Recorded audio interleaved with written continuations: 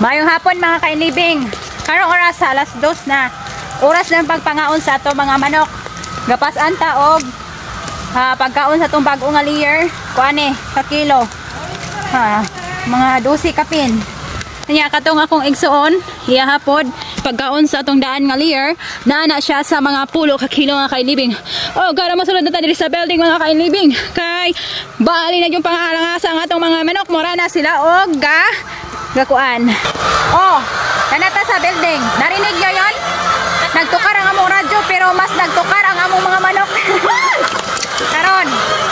Oh, makita na ko ninyo. Oh. Maya di ka maluya na, kinahanglan jud kang manglalog ka ug dili ka manlalog, hilak-hilak mga kainibing ang atong mga manok. So dili man na mo makaya tanan, ako igsoon magpakaon diya. Kunya ako'y magpakaon diri mga kainibing. Let's go. Paminawan niyo mga kainibing. Grabe ka langas.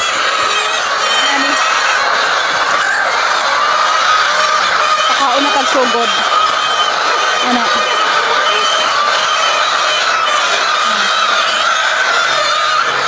Pakaon sa ta para mahilom sila. Hilom na sila kay nakakaon na sila sugod. Nay good news ani mga kainibing. Ang atong manok magsugod nagpangitlog. Oh, nanay usa diya, oh, usa. Duha. Tulo. Upat. Lima. Unom. Pito. Dumay kayo mga kainibing ang ikapito, oh. Cute kayo. Oh.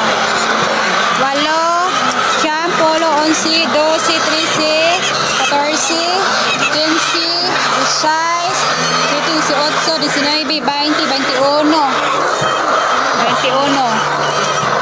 22, 22 na kabuok.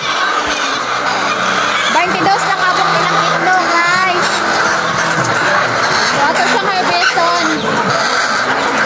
Ibilin sila ito ang 3 dire kay hadlukan pa sila karon. Bili na to dire sa sinugdanan tungod kay dili pa manggod sila ana jud.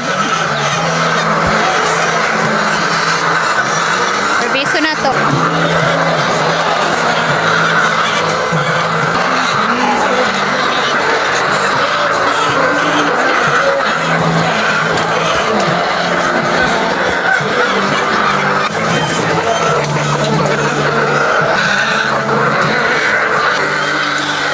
Nag-harvest ko yan mga kainibing. Itlog na sila sugod. Bawi na ni sila pohon. Pero karon sige ra gyud tanggain og kapital ani mga kainibing. Tungod kay dili pa gyud sila kakuan. So gikan sa pag-abot nila in ra gyud kapital hantod ron. Kay wa pa sila nang itlog tanan.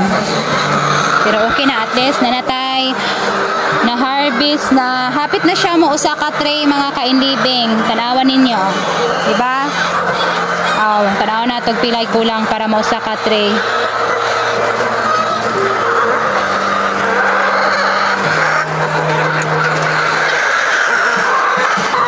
Mo na natanan kuya sa? 22 na kabuok ang ilang itlog karong adlaw. Wow, ug maani labaw na pud ni sa 22. So gikan sa ilang pag-abot mga kainibing 22 days namo nga pakaon, tapos naka-harvest na ta og 22 pud ka buok nga itlog. So good news na siya. Ug maani madagdagan na pud ni kada adlaw na ay mag-additional karon sacrifice sa jud ka gastos sa lalog.